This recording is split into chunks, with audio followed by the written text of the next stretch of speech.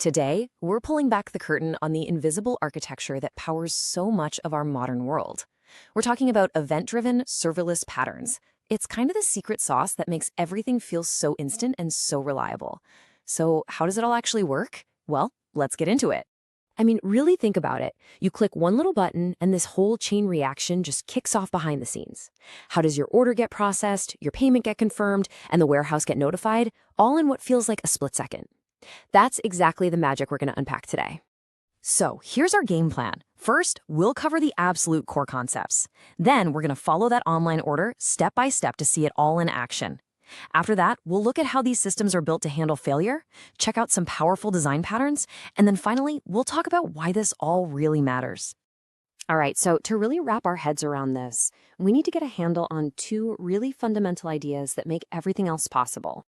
The first big idea is serverless. Now, this name is a little bit funny because, of course, there are still servers. The whole point is you don't have to think about them. You just give your code to the cloud provider and they handle all the messy stuff, the scaling, the maintenance, you name it. And the best part, you only pay for the literal milliseconds your code is running. It's just incredibly efficient. The second piece of the puzzle is being event-driven. In this world, an event is just a little signal that something happened. An order was placed, a user signed up, a payment went through. Instead of services constantly asking each other, hey, you got anything for me, anything new? They just listen. They listen for these little broadcasts and react when an event that matters to them pops up. This approach, being decoupled, is the absolute key to building systems that can scale like crazy. And this is why it's such a game changer. You know, in the old days, you had these monolithic applications, one giant tangled block of code. It was like a Jenga tower. If one tiny piece failed, the whole thing could just come crashing down. But with microservices, which are really the heart and soul of event-driven systems, the application is broken up into all these small, independent services. So if your notification service goes down for a minute, who cares? Your order still gets processed. It's all about building for resilience. Okay, so that's all the theory, but what does this actually look like when the rubber meets the road? Let's go back to that online order and trace its journey from start to finish. Honestly, the best way to picture this whole thing is like a digital relay race. The order placed event, that's the baton. And each microservice is a specialized runner who's an expert at one thing. They grab the baton, do their one specific job, and then pass it right along to the next runner. You can see the whole race mapped out right here. Boom! It all starts when you place the order. That creates the first event. That event, the baton, gets picked up by a payment service. Once the charge goes through, that service fires off a new event, payment successful. The inventory service hears that and updates the stock count. Then another service tells the warehouse to pack it up. And a final one sends you that sweet, sweet confirmation email. Every step is its own runner, just waiting for the baton. Now, this all sounds pretty perfect when everything works, but we all know the real world is messy. Things go wrong, services get overloaded. So how do you build a system that just expects failure and handles it? What happens if one of our runners drops a baton? Let's imagine the payment service is down for just a few seconds when your order event comes in. Is your order just gone? Lost in the void forever? Absolutely not. This is where this type of architecture really shines. The secret is building in resilience from the ground up, and it relies on three core ideas. First up is idempotency. I know, it's a mouthful, but the concept is simple. It just means you can do the same thing multiple times, but it only really happens once. Think about your hotel keycard. You can swipe it 10 times, but it only unlocks the door that first time. Next, you have retries, where the system just automatically tries a failed step again.